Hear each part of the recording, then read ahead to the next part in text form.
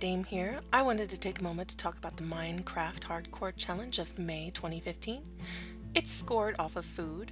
However, there's a lot of food available in Minecraft, and there's an addendum to that rule that if the food can be cooked, that is what will be scored. That means we need to look at this a little bit differently. There are 25 items that can score a point in the Minecraft Hardcore Challenge. An easier way of looking at this information is to simply fade out all the foods that aren't going to score. So you can see in this case that we have golden carrots and golden apples and even the notch apple up on the very top, though I think that's kind of an unattainable goal. That's a lot of gold just for 1 point. I don't know how they're going to be scored, but if somebody gets a notch apple, I hope they get more than 1 point for that. And then we have items that might be a little bit harder to obtain without our villages, such as carrots and potatoes.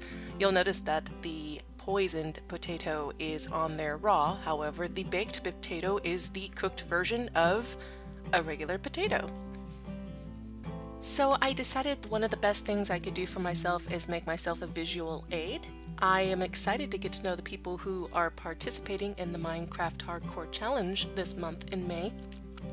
One of those people, his YouTube name is PurdueMatt, and I'll put his information in the informational box so that I can give credit to the idea to him, because he made this scorecard and I knew immediately that that was what I was going to do for the rest of my recording.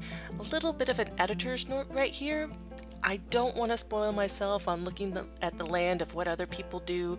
I couldn't help myself. I wanted to see how other people were playing because it was my first challenge, but no longer episodes 3 until the end of the series. If I die in episode 3 or so forth, will be played blind, and I think that our Smalek, another participant in this series, had the right idea with that. So, for example, our Smalek found pumpkins. Actually, several players found pumpkins right over in the savannah, and I don't feel right going and collecting those pumpkins even though they're there. But that's a limitation I'm going to set on myself, and maybe I'll find new pumpkins. We'll find out. That'll be part of the fun. Anyway, back to the chart that we're looking at here. I've reorganized the information. All 25 items are available. So I have them highlighted here in bright green to help them really pop out on the screen. I have mushroom stew, rabbit stew, bread and pies and cakes and cookies. We have all the cooked versions of things on the bottom, and then we have the weird sort of poisonous things like the poisoned potato or the rotten meat of a zombie. We have carrots, we have apples, and the things that you can make out of carrots and apples, and we have melon there on the end. So that is 25 items. Thing to note, however, is that it's not just those items that are going to be valuable in this challenge. It's everything on this screen. The recipe, the wooden bowls, the sticks, the supplies.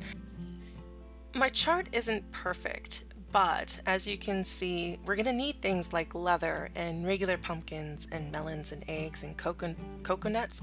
No, not coconuts. That's cocoa beans. And we're gonna have to collect all those things to score points. Iron is important. Gold is important. Buckets and sugar, all important. The hoe, the fishing rod. You can't succeed in getting points with these food items without first collecting their base components. Now, like I said before, I know this chart isn't perfect, but it will do the job for me, and I thought it would be fun for you to see what I have scored already. So, as you can see here, I have my scorecard.